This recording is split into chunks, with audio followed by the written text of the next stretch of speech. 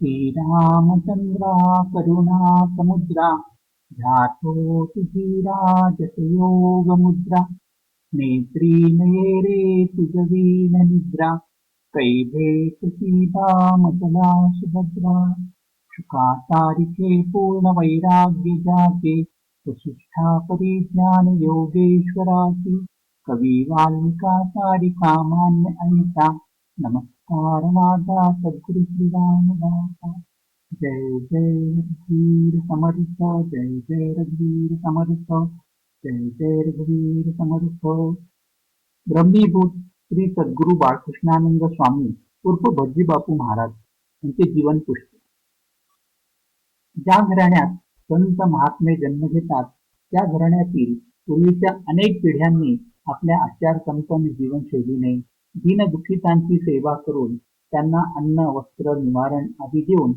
पुण्यसंचय केलेला असतो. ईश्वर भक्ती ज्ञान आणि वैराग्याचे बाळकडू यांना अगदी लहान वयातच मिळालेले असते. अशात थोर संत महात्म्यांच्या मालिकेतील स्वातंत्र्यपूर्व हैदराबाद संस्थानात उमरलेले दिव्य पुष्प म्हणजे परमपूज्य श्री बाळकृष्णानंद स्वामी महाराज पूर्वाश्रमीचे परमपूज्य श्री भज्जीबापू महाराज होत. वराड प्रांतातील अकोला जिल्ह्यातील पातूर या लहानशा गावी रामचंद्र पंत धर्माधिकारी नावाचे एक विद्वान वेदशास्त्र संपन्न सदाचारी ग्रस्त राहत होते. तेच आपल्या परमपूज्य भज्जीबापू महाराजांचे पंजोबा होते. रामचंद्र पंत त्यांच्या पत्नी बकुळाबाई अत्यंत सुशील पतिव्रता आणि धर्मनिष्ठ होत्या. त्यांना परमेश्वराच्या कृपेने एका दिव्य पुत्राची प्राप्ती झाली होती. त्याचे नाव गंगाधर पंत असे होते. ते एक सुविद्य सुशील विद्वान आचारसंपन्न सद्गृहस्थ होते. ते आपल्या महाराजांचे आजोबा. गंगाधर पंत आणि त्यांची पत्नी रखुमाबाई या सोज्वळ दाम्पत्यात 2 पुत्रांची प्राप्ती झाली होती. मोठा लक्ष्मण आणि धाकटा राम. रामचंद्र पंत आपल्या महाराजांचे पिताश्री होते आणि ज्येष्ठ लक्ष्मणराव त्यांचे काका होते. एकत्र कुटुंबात वाढल्यामुळे महाराजांना आपल्या काकांबद्दल नितांत श्रद्धाभाव होता. धर्माधिकारी हे गाडगे गोत्री अपस्तंभ शाखेचे असून देशस्थ ब्राह्मण होते. त्यांच्या वंशातील सर्वच पुरुष विद्वान धर्मनिष्ठ आचारसंपन्न आणि शीलवान होते. त्यांचा प्रमुख व्यवसाय पौरोहित्य करण्याचा होता. लक्ष्मणराव आपल्या लहानशा पातूर गावातून अकोला शहरी आले. या ठिकाणी मोकासदार नावाचे एक श्रीमंत श्रद्धावान आणि सच्चिल ग्रस्त राहत होते. त्यांच्या घरी देवपूजेचे काम लक्ष्मणरावांना मिळाले. ते पूजा अर्चा अत्यंत श्रद्धाभावाने मन लावून करीत असत. त्यामुळे मोकासदारांचे लक्ष्मणरावांवरील प्रेम दिवसेंदिवस वाढतच होते. त्यांनी अंतकाळी आपल्या ज्येष्ठ पुत्रास सांगितले की लक्ष्मणरावास संपत्तीच्या बरोबरचा वाटा द्यावा. परंतु मोकासदारांच्या मृत्यूनंतर लक्ष्मणरावांनी त्यांच्या संपत्तीचा वाटा स्वेच्छेने नाकारला. ते आपले बंधू रामचंद्र आणि इतर कुटुंबियासह अकोला सोडून हैदराबाद वास्तव्यास आले. येथे त्यांना श्रीमंत रायन बहादूर यांचे कारभारी सोनोपंत यांच्या ओळखीने श्रीमंतांकडे आश्रय मिळाला. लक्ष्मणरावांची धार्मिक प्रवृत्ती, सदाचार संपन्नता आणि व्यवहारातील सचोटी या गुणांमुळे त्यांची कीर्ती अरब यशवंतराव नावांच्या एका श्रीमंत जागीरदारांच्या कानी गेली आणि लक्ष्मणरावांबरोबर त्यांचा परिचय सुद्धा झाला. राजरायन यांनी लक्ष्मणराव आणि कुटुंबियांना उप्पुगडा या स्थानी असलेल्या बागेत राहण्याची जागा दिली. ही बाग मोठ्या वृक्षांनी, फळे फुलांनी, झाडे लतांनी भरलेली होती. लक्ष्मणराव या स्थानी लवकरच जमले. त्यांनी अकोल्याला परत जाण्याचा विचार सुद्धा मनात आणला नाही. लक्ष्मणरावांना अन्नदानाची फार आवड होती. ते वारंवार ब्राह्मण भोजनाचे आयोजन करीत. भगवंताच्या कृपेने त्यांना अन्न संतर्पणासाठी पैशाची कमतरता कधीच भासली नाही. अडचणीच्या वेळी राजरायन, पुराणमल शेठ आणि धनिक लोक मदतीस धावून येत. परंतु चुलत्याचे हे छत्र महाराजांच्या शिरावर फार काळ राहिले नाही.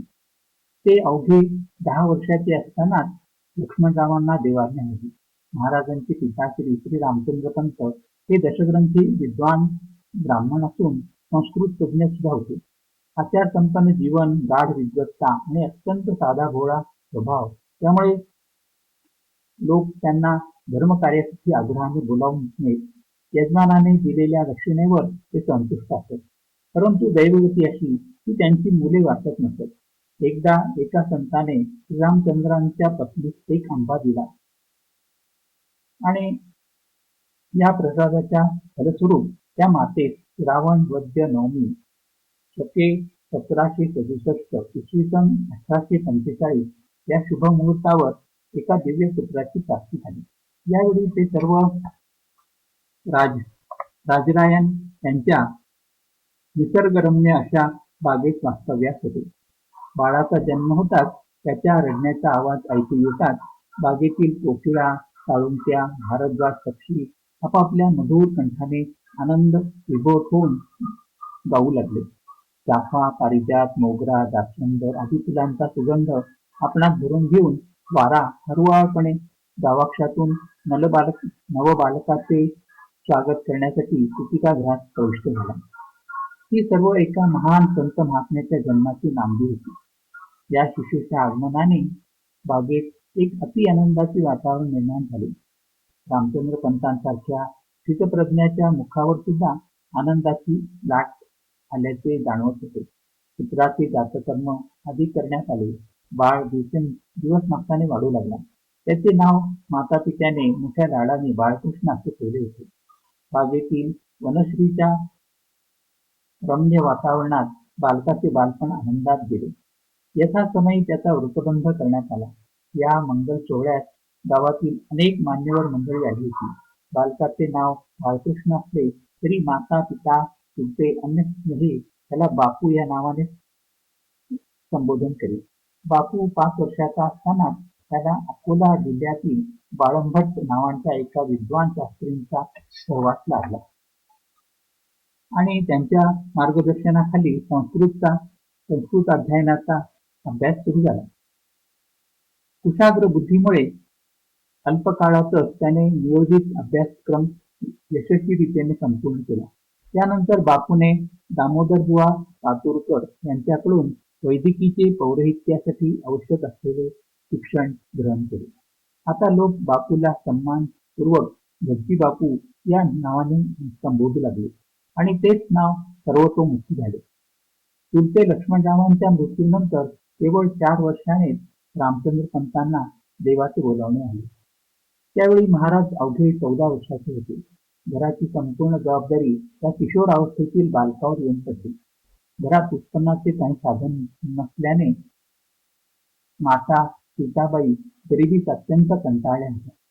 लक्ष्मणराव जीवित असताना ज्या हातांनी शेकडो जणांची क्षुधाश्रमण केली ते 2 हात आपल्या एकुलत्या एक पुत्रास पोटभर जेवण देण्यास सुद्धा असमर्थ झाले होते. एके दिवशी अत्यंत विषण्ण मनस्थितीत असताना त्या मातेने विहिरीत उडी घेऊन जीव देण्याचा निश्चय केला आणि ती बागेतील विहिरीकडे निघाली. परंतु मार्गात तिला विहिरी आली आणि पडली.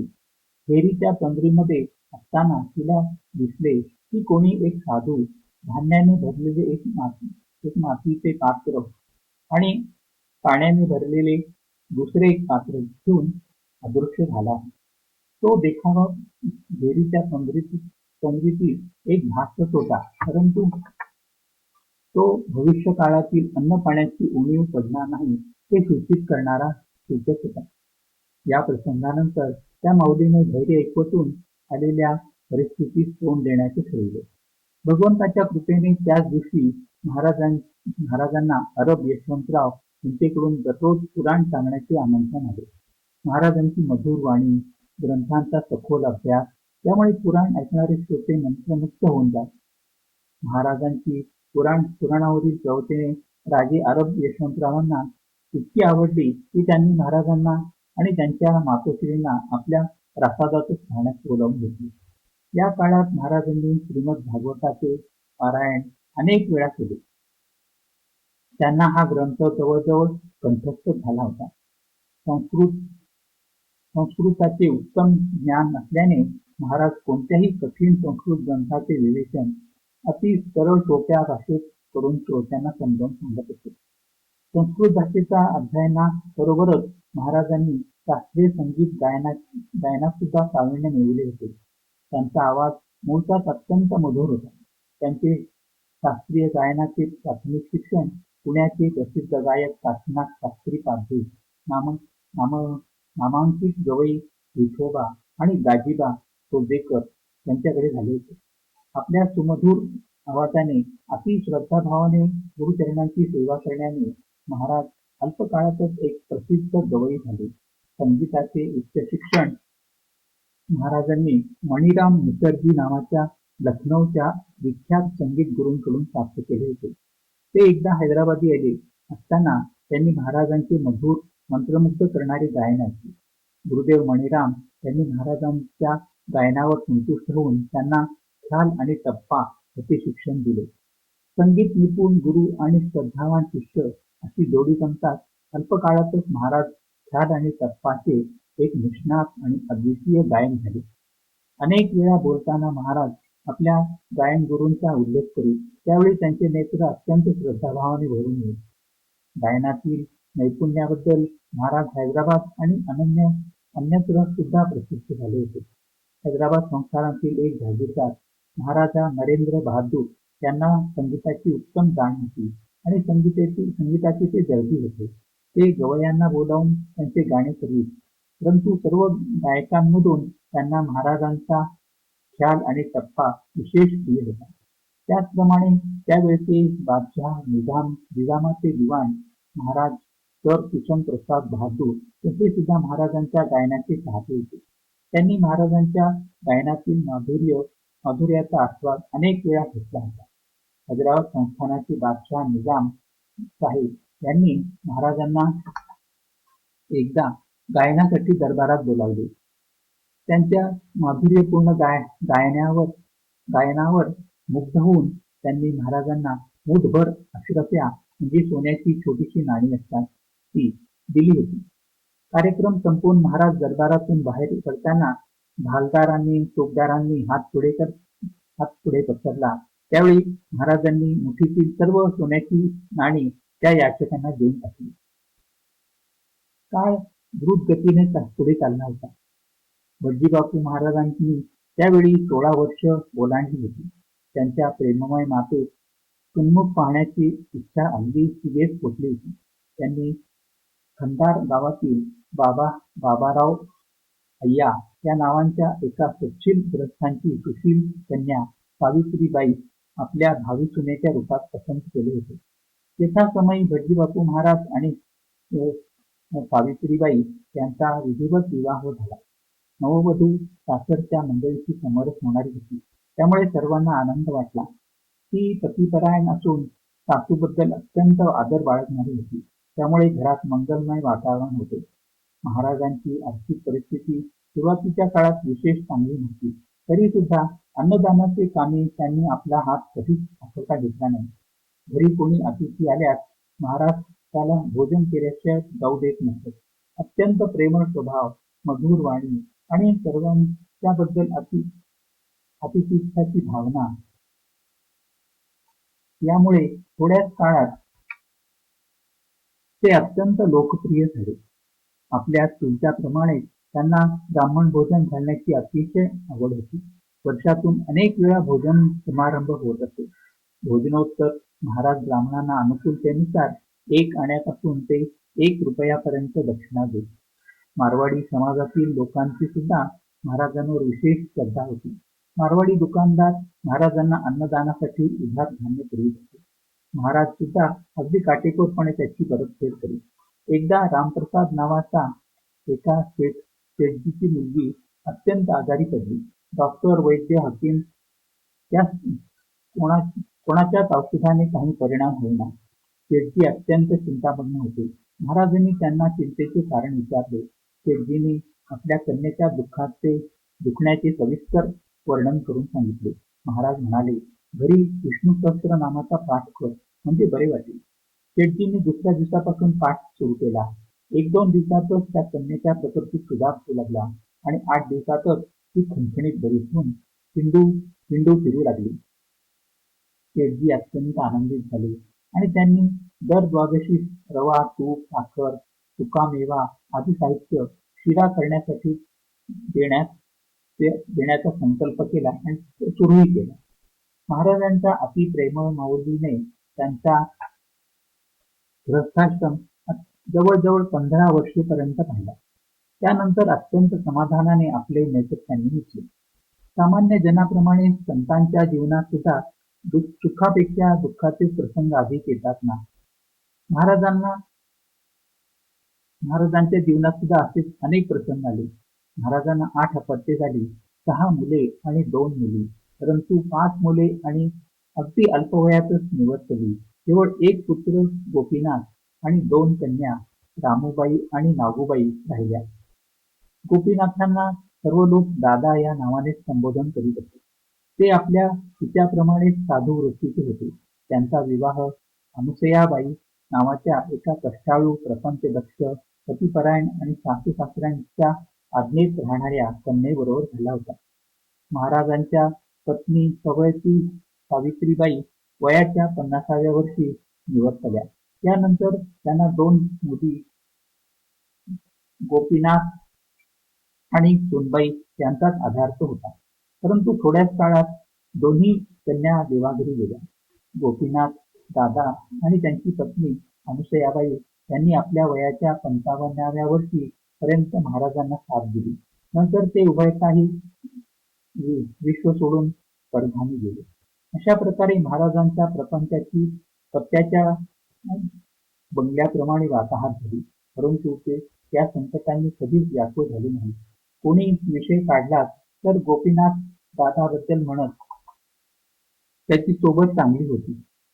गोपीनाथ दादा वारले त्या दिवशी घरात मृतदेह होता आणि मंडळी पुढील तयारीस लागली होती. महाराज नित्याप्रमाणे शांत चित्ताने बाहेर बसले होते. त्याच वेळी बाहेर गावचे गायक मंडळी महाराजांचे गायन ऐकण्यासाठी आली. त्या बिचाऱ्या रसिकांना महाराजांच्या पुत्राच्या देहावसानाची कल्पना नव्हती. महाराजांनी सुद्धा त्यांना काही न सांगता गायनास सुरुवात केली. महाराजांचे ते हृदयस्पर्शी गायन ऐकून रसिक मंडळी भारावून गेली. गायन संपल्यानंतर प्रेतविधी उरकला. त्या बाहेर गावच्या मंडळी मात्र महाराजांच्या धैर्याची आणि समवृत्तीचे आश्चर्य करीत परतल्या. महाराजांचे सहज साधे बोलणे सुद्धा उपदेशामृताप्रमाणे असे. त्यांचा स्वभाव अत्यंत प्रेमळ आणि लाघवी होता. कोणी संकटग्रस्त ग्रस्त महाराजांकडे आल्यास ते त्याला इतक्या गोड शब्दात समजावून सांगत त्याचे समाधान करीत की त्याला आलेल्या संकटांना सामोरे जाण्याचे अनामिक धैर्य प्राप्त होईल. आज महाराज लौकिक स्वरूपाने आपणास नसले तरी त्यांच्या समाधीच्या आसपास त्यांची स्पंदने जाणवतात. तेथे जातात तितकाच एक प्रकारचा मांगल्याचा भाव जागृत होतो आणि अडीअडचणीत असलेल्यांना मार्ग सापडतो. महाराज बागेत दर्शनाला आलेल्या प्रत्येक व्यक्ती भोजन करून प्रसाद घेऊन जाण्याचा आग्रह करीत. महाराज जेव्हा बाहेर फिरावयास मंदिरात देव दर्शनासाठी जात त्यावेळी कोणी परिचित दिसला की प्रथम त्या स्वतः नमस्कार करीत, क्षेमकुशल विचारीत. महाराज सर्वांशी मोकळ्या मनाने बोलत असत. लहान थोर गरीब श्रीमंत असा भेदभावाचा लवलेशता त्यांच्या मनात नव्हता. त्यांच्या साध्या संभाषणात सुद्धा उपदेश असे.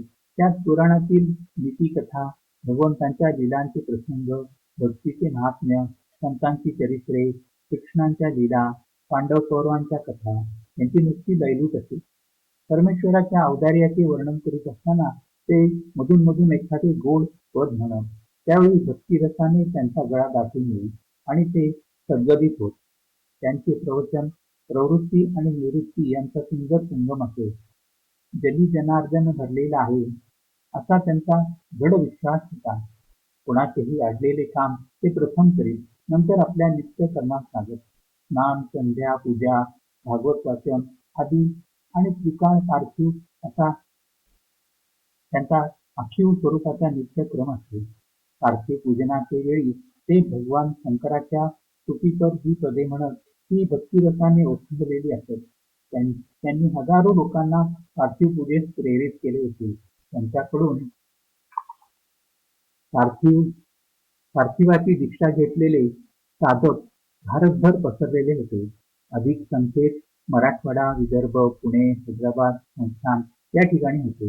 महाराजांची कुलदेवता श्रीराम असली तरी उपास्य देवता चंद्रमौलेश्वर होते. ते म्हणत, जेथे चंद्रमौलेश्वरावर 2 वेळा रुद्राभिषेक आणि नैवेद्य होत असेल, तेथे अन्नदान होत राहील, असा त्या देवतेचा महिमा आहे.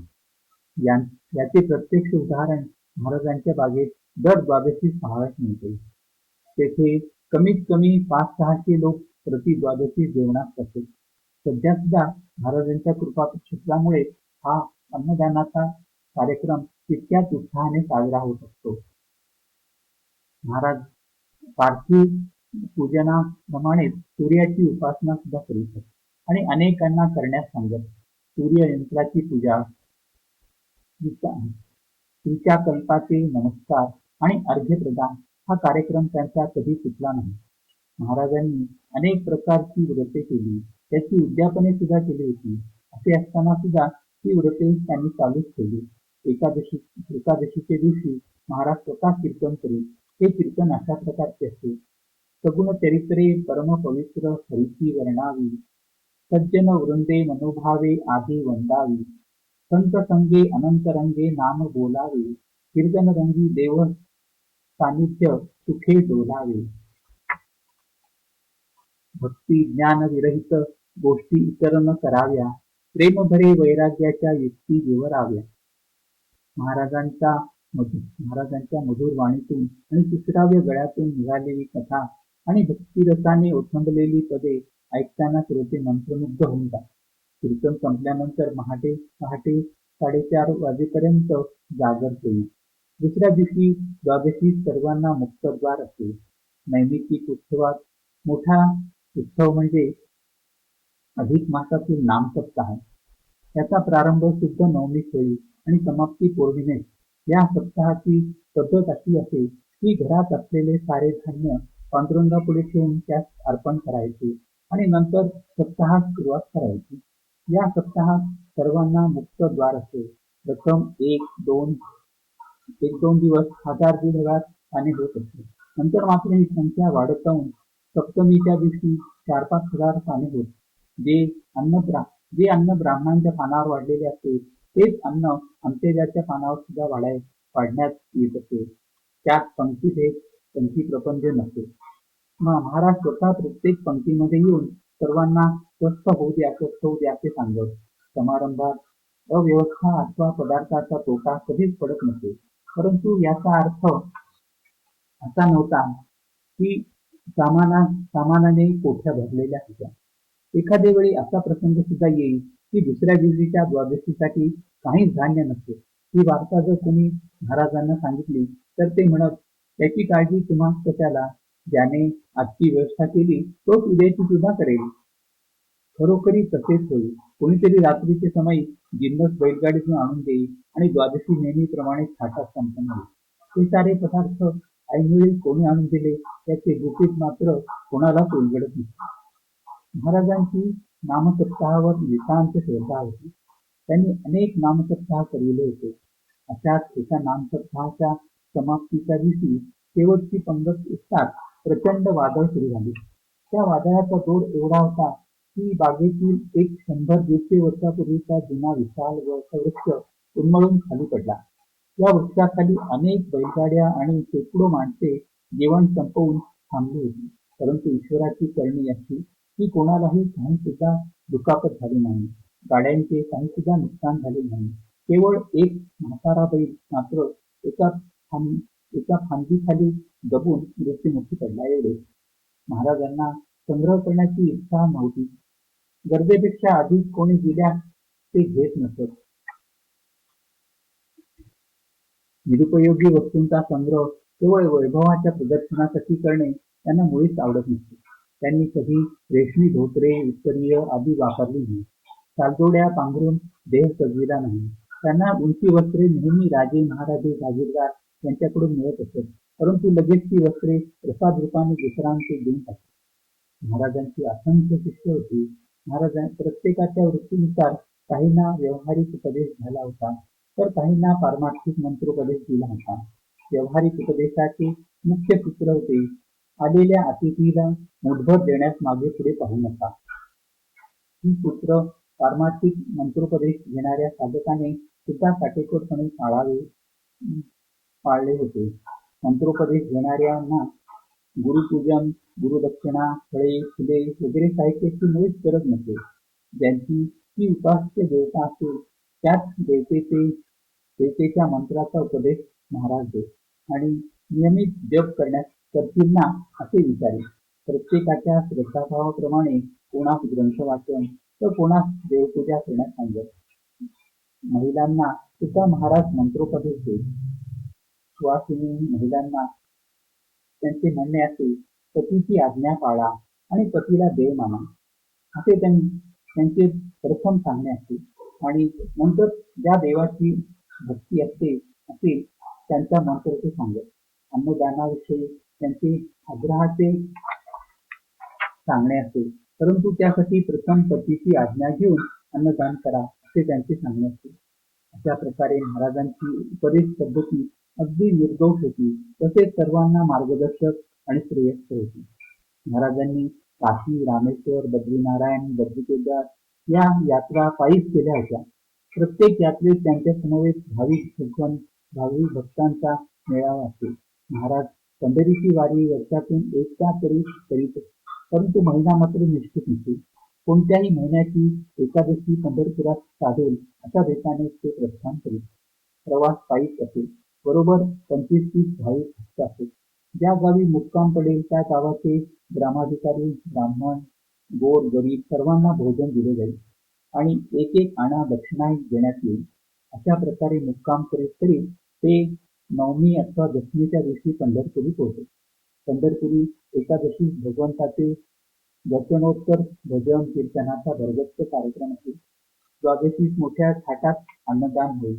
त्यावेळी गोर गरीब, आंधळे पांगळे, भिकारी या सर्वांना भोजन देण्यात येईल. चतुर्दशीस महाराज पांडुरंगाच्या सजल नेत्राने निरोप देत. पांडुरंगाच्या मंगलमय दर्शनानंतर महाराजांचा पंढरपूरहून पायीच निघत नसे. महाराजांना 60वे वर्ष लागले तसा यमराजाचा सुभ्र ध्वज त्यांच्या मस्तकावर चढला. थोड्याच वर्षांनी त्यांच्या नेत्रात मोतीबिंदू झाला आणि दृष्टी मंदावली. डॉक्टर भिडे या नेत्रतज्ञांनी मोठ्या श्रद्धाभावाने महाराजांच्या डोळ्याचे ऑपरेशन केले, परंतु त्याचा काहीच उपयोग झाला नाही आणि त्यांची दृष्टी पूर्णपणेच गेली. परंतु महाराजांनी त्या गोष्टीचा खेद केला नाही. त्यानंतर वयोमानाप्रमाणे महाराजांची प्रकृती खालावत गेली. याच अवस्थेत असताना महाराजांनी चैत्र वैद्य दशमी शके 1853 या शुभदिनी चतुर्थाश्रमाची दीक्षा घेतली. यावेळी महाराज 86 वर्षाचे होते. पुढे ते अंदाजे 1 वर्षपर्यंत या संन्यासाश्रमात होते, परंतु प्रकृती साथ देत नव्हती. या आश्रमात महाराजांचे नाव बाळकृष्णानंद स्वामी असे ठेवले होते. वैशाख वद्य दशमी रोजी महाराज नित्याप्रमाणे स्नान संध्या आदी करून स्वस्थ पडून राहिले. दुपारचे 12 वाजण्याच्या सुमारास एका शिष्याने महाराजांच्या तोंडात दूध घातले, परंतु ते बाहेरच येऊ लागले. केवळ पाणी मात्र जात होते. तो सोमवार होता. प्रदोष काळी डॉक्टर आले. त्यांनी महाराजांची प्रकृती तपासली आणि सांगितले, आता महाराजांची सोबत काही सुटकेचीच आहे. त्यावेळी महाराजांच्या मुखात एक पळीभर भागीरथी घातली. त्यांनी तिथे 3 घोट करून पिऊन टाकली आणि तेच शेवटचे ठरले. सोमवार वैशाख वद्य दशमी शके 1854 इसवी 1932 प्रदोष काळी एकादशी लागल्यानंतर महाराजांची प्राणज्योती मालवली. त्यावेळी महाराज 87 वर्षाचे होते. याप्रमाणे त्यांनी आपल्या मृत्यूने खरे शिवभक्त आणि विष्णुभक्त एकच असतात हे विश्वाच्या निदर्शनास आणून दिले. महाराज ब्रह्मीभूत झाल्याची वार्ता वायुवेगाने सर्वकडे पसरली आणि भाविक भक्तांचे खरेच्या खरे बागेत या परमपावन संतांच्या अंतिम दर्शनासाठी लोटले. गाव भारी नावाच्या गजराने दुमदुमून गेली होती. महाराजांचा देह सर्वांना दिसेल असा उंच आणि गेला होता. त्यांची अंत्ययात्रा दुसऱ्या दिवशी दुपारी 1च्या सुमारास निघाली. हजारो लोक महाराजांचा जय जयकार करीत चालले होते.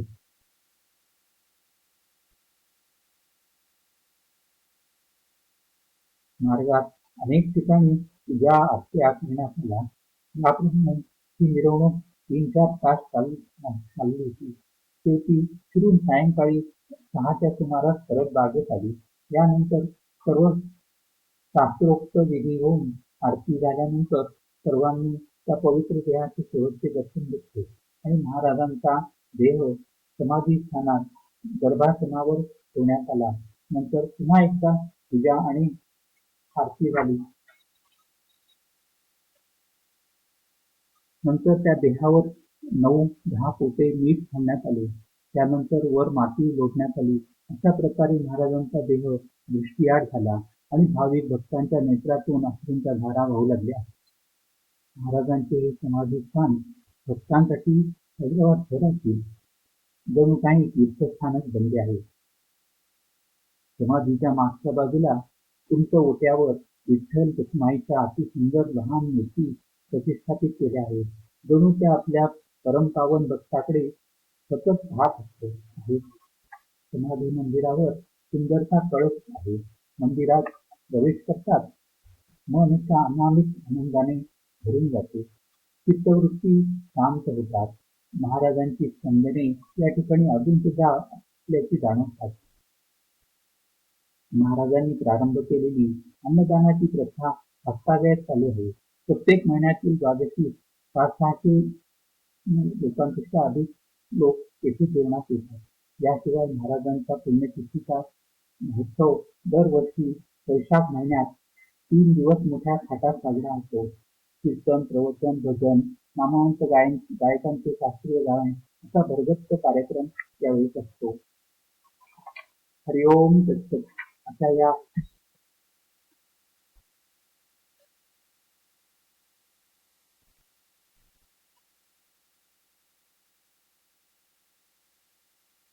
चिंताच्या चरणी कोटी कोटी प्रणाम.